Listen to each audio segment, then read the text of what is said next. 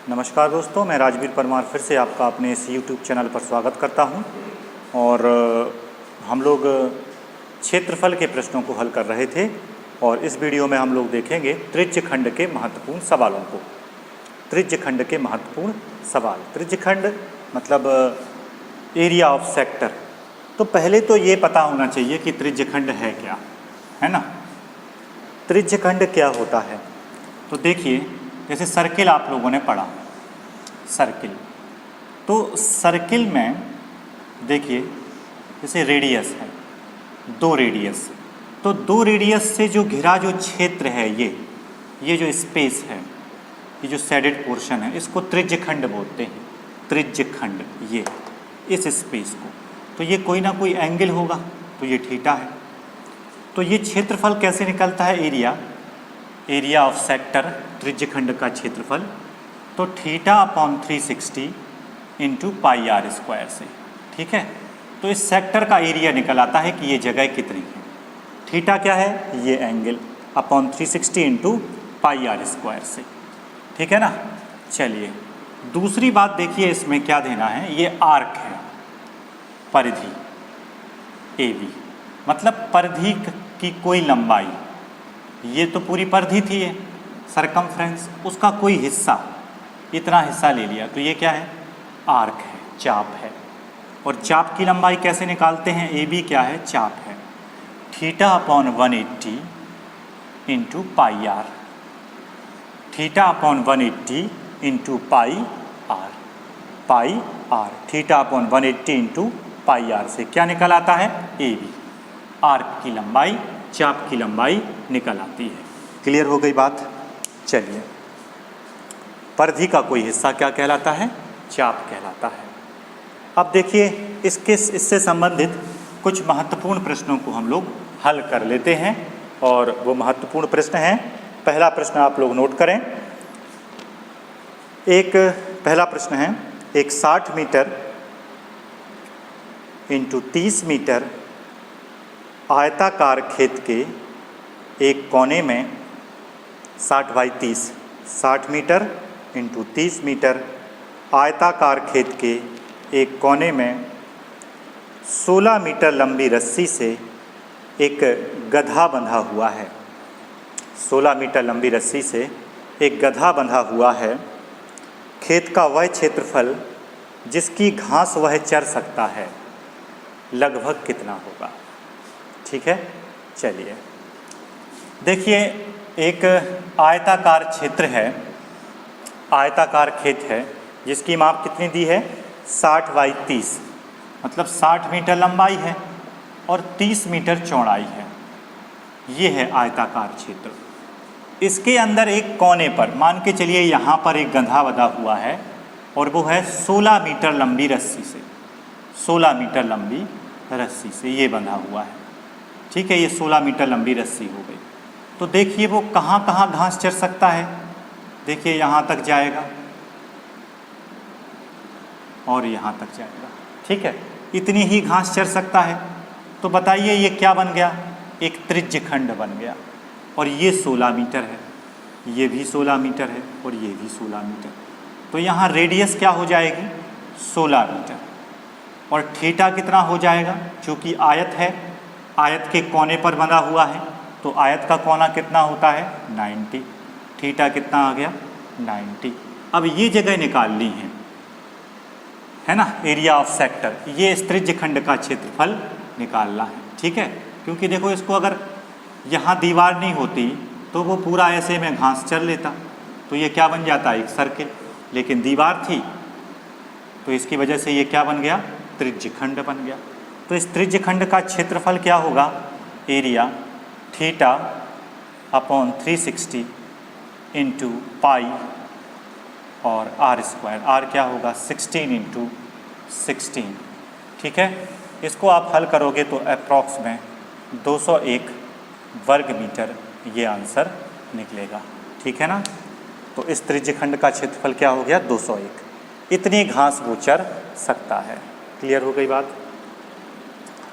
चलिए, अगले प्रश्न को नोट करें, जब तक इसको साफ कर लेते हैं।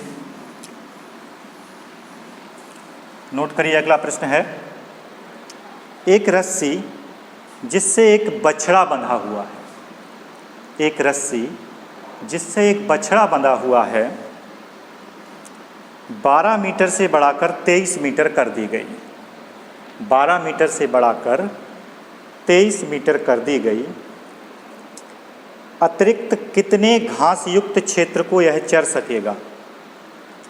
अतिरिक्त कितने यह घास युक्त क्षेत्र को चर सकेगा? ठीक है, 12 मीटर से बढ़ाकर क्या कर दी? 23 मीटर। देखिए एक रस्सी थी 12 मीटर, एक बछड़ा बंधा हुआ है। ठीक है, अब ये नहीं दिया है कि किसी कोने पर बंधा हुआ है, ज़मीन पर बंधा हुआ है। देखिए ये एक खूंटी होगी, इस खूंटी से ये 12 मीटर लंबी खूंटी है, इससे एक बछड़ा बंधा हुआ है। तो आप ही बताइए, तो ये तो चारों तरफ घूम सकता है ना? ये चारों तरफ घूम सकता है, ये ऐसे, ये चारों तरफ घूम सकता है 12 मीटर से। ठीक है, फिर 12 मीटर से बढ़ाकर रस्सी क्या कर दी? 23 मीटर कर दी रस्सी, तो फिर ये इतना घूम पाएगा, ये 23 मीटर कर दी। तो आपसे पूछ रहे हैं कितने अतिरिक्त घास को वो चर सकेगा, तो अतिरिक्त घास यही हो गई ना, इसको वो चर सकेगा। पहले केवल इतनी घास को चर सकता था, अब इतनी घास को और चर सकेगा। तो ये अतिरिक्त घास का क्षेत्रफल आपको निकालना है, और ये अतिरिक्त घास आपको क्या दिखाई दे रही है? रिंग, वलय का क्षेत्रफल। तो वलय का क्षेत्रफल क्या होता है? पाई r1 square minus pi r2 square. Pi common ले लीजिए, r1 square minus r2 square, और r1 देखिए, r1 बाहरी त्रिज्या 23 और r2 भीतरी त्रिज्या 12 मीटर। ठीक है, मतलब पूरे एरिया में से है ना, पाई r1 स्क्वायर क्या है? पूरा एरिया है, अंदर का भी, अंदर वाले सर्किल भी इंक्लूड हो जाता है, उसमें से अंदर वाले का एरिया आप माइनस कर दीजिए। ठीक है ना, देखिए पाई की वैल्यू क्या है? 22/7, r1 23, तो 23 का स्क्वायर क्या होता है? 529। 12 का स्क्वायर क्या होता है? 144। ठीक है ना, ये माइनस करिए, अब इतना काम आपका है, इसको सॉल्व करिएगा तो आंसर आ जाएगा 1210 वर्ग सेंटीमीटर। चेक कर लेना, 1210 वर्ग मीटर। ठीक है, वर्ग मीटर। चलिए 2 प्रश्न हो चुके हैं। चलिए तीसरे प्रश्न पे आइए, नोट करें। एक वृत्त में 120 डिग्री, एक वृत्त में 120 डिग्री के खंड का क्षेत्रफल, एक वृत्त है, उसमें 120 डिग्री का खंड है, ये थीटा। थीटा कितना दिया हुआ है? 120 डिग्री का खंड है, और इसका क्षेत्रफल क्या है? इसका जो क्षेत्रफल है वो है 9 होल 3/7, 9 सही 3/7 वर्ग सेंटीमीटर। ठीक है, तो आपसे क्या पूछ रहे हैं? आपसे पूछ रहे हैं इसका व्यास क्या होगा, अर्ध व्यास क्या होगा। ठीक है, मतलब ये रेडियस पूछ रहे हैं, इस वृत्त का अर्ध व्यास क्या होगा। आई रिपीट अगेन, एक देखिए, एक वृत्त में 120 डिग्री का खंड है, 120 डिग्री का ये सेक्टर है, जिसका क्षेत्रफल क्या है? 9 सही 3/7 वर्ग सेंटीमीटर। इसका अर्ध व्यास क्या है? रेडियस पूछी है, तो जो दिया है उसी का फॉर्मूला लगाएंगे। क्या दिया है? सेक्टर का क्षेत्रफल, त्रिज्य खंड का क्षेत्रफल, है ना, त्रिज्य खंड का क्षेत्रफल। और त्रिज्य खंड का क्षेत्रफल क्या होता है? Theta upon 360 into pi into r square बराबर 9 होल 3/7, 9 7 63 और 3 66/7, 7 से 7 कट गए, 22 से 3 बार।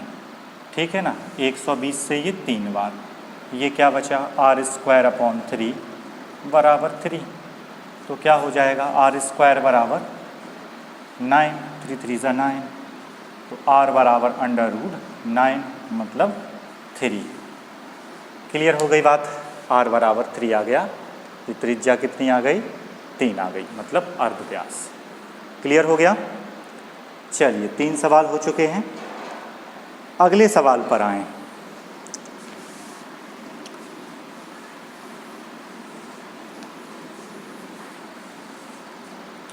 अगले सवाल पर आएं।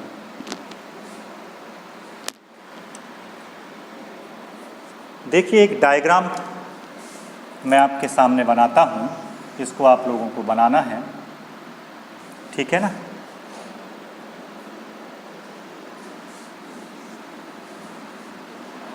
(45 डिग्री), ये 45 डिग्री है। आपको ये जो शेडेड पोर्शन है, शेडेड पोर्शन का एरिया निकालना है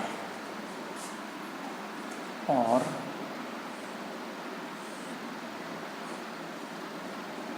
(14 सेंटीमीटर आपको शेडेड पोर्शन का एरिया निकालना है। तो देखिए आप क्या सोच रहे होंगे कि पहले पूरे सर्किल का एरिया निकाल दें, पूरे सर्किल का, जिसमें आपका ये त्रिज्य खंड भी इंक्लूड हो जाता है, पूरे सर्किल का एरिया, और उसमें से आप इस सेक्टर को माइनस कर दें, इस त्रिज्य खंड को माइनस कर दें। तो बताइए क्या दिखाई देगा आपको, शेडेड पोर्शन का एरिया, त्रिज्य खंड का क्षेत्रफल, ठीक है।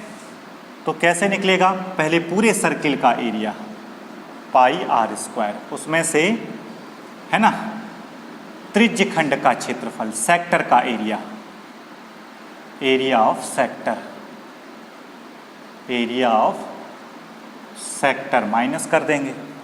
तो देखिए अगर हमें सर्किल का एरिया निकालना है तो क्या चाहिए पड़ेगी, त्रिज्या, रेडियस। तो देखिए रेडियस कैसे मिलेगी, ये 14 है, ये मतलब व्यास कितना होगा, 14 होगा। वृत्त का जो व्यास है वो होगा 14, तो रेडियस क्या होगी, 14/2 मतलब 7। रेडियस क्या मिल जाएगी हमें, 7 मिल जाएगी।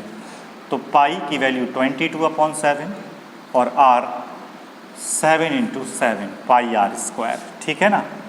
इसमें से एरिया ऑफ सेक्टर, इस त्रिज्य खंड का क्षेत्रफल घटा देंगे, तो थीटा, थीटा कितना है 45, θ/360 × पाई r², और r क्या हो जाएगा 7, 7 × 7, ठीक है ना।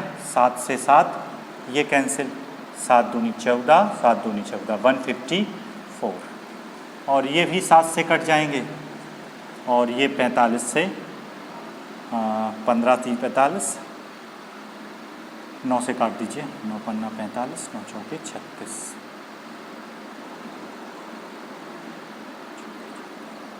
हाँ 8 बार कट गया, 2 से 4 बार, 2 से 11, 11 7 77/4, ठीक है। इसको आप कैलकुलेट करिए, 154 में से क्या माइनस करना है, 77/4। तो आपका जो आंसर आएगा यहाँ पर 134.75, 134.75, ठीक है, वर्ग सेंटीमीटर, क्योंकि क्षेत्रफल है। क्लियर हो गई बात, है ना। हमें इस छायांकित भाग का क्षेत्रफल निकालना था, शेडेड पोर्शन का। तो क्या किया, पहले हमने पूरे सर्किल का एरिया निकाल दिया πr² से, और उसमें से इस सेक्टर का एरिया माइनस कर दिया, इस सेक्टर का एरिया, ठीक। और थीटा क्या है 45 है, रेडियस क्या निकली, ये 14 है, मतलब व्यास 14 होगा, वृत्त का रेडियस 7 होगी। क्लियर। चलिए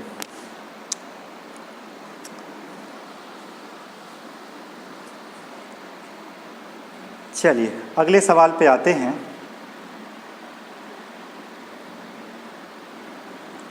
देखो डायग्राम बनाएंगे अगले सवाल में भी आपको।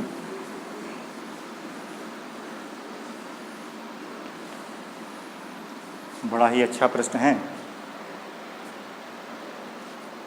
एक सर्किल है, एक सर्किल है, उसका सेंटर O है, ठीक है। एक सर्किल है, उसका सेंटर O है, केंद्र। वृत्त की परिधि 90 सेंटीमीटर है, ये जो वृत्त है इसकी परिधि जो है, इसकी परिधि है 90 सेंटीमीटर। इसकी परिधि 90 सेंटीमीटर है। तो चाप PQ की लंबाई क्या होगी? चाप PQ की लंबाई पूछ रहे हैं। PQ, चाप PQ की लंबाई क्या होगी? ठीक है, और ये है पूरा डायग्राम, ये है 45 डिग्री। आपसे इस चाप PQ की लंबाई पूछ रहे हैं, इस चाप PQ की लंबाई। देखिए यहाँ पर एक थ्योरम लगती है सर्किल की। देखिए ये क्या है? परिधि पर बना कोण, सरकमफ्रेंस, परिधि पर बना कोण, और ये है केंद्र पर बना कोण। तो केंद्र का कोण क्या होता है? परिधि का दूना होता है। ठीक है, ये 45 डिग्री है तो केंद्र का कोण क्या होगा? 90 डिग्री। और परिधि दी हुई है, परिधि, ये परिधि दी हुई है 90। तो परिधि डिग्री में कितनी है? पूरी परिधि कितना कोण बनाती है? 360 डिग्री का। तो 360 डिग्री बराबर दिया है 90 सेंटीमीटर, 90 सेंटीमीटर। ठीक है, और आपको क्या निकालना है? 90 डिग्री, क्योंकि PQ जो है, PQ जो चाप है वो कितना कोण अंतरित कर रहा है, कितना कोण बना रहा है? 90 डिग्री। तो आपको 90 डिग्री फाइंड करना है। तो देखो जो निकालना होता है उसका गुणा करते हैं। तो 90 में 90 का गुणा कर देंगे क्योंकि 90 डिग्री फाइंड करना है, और जो गिवन होता है उसका भाग लगा देते हैं 360 का। तो 90 से ये 4 बार, 90/4 क्या होता है? 45/2। 45/2 मतलब 22.5 सेंटीमीटर।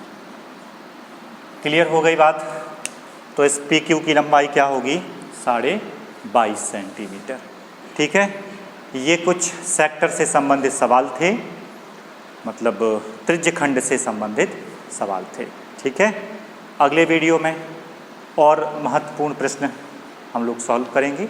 ठीक है, तब तक के लिए नमस्कार।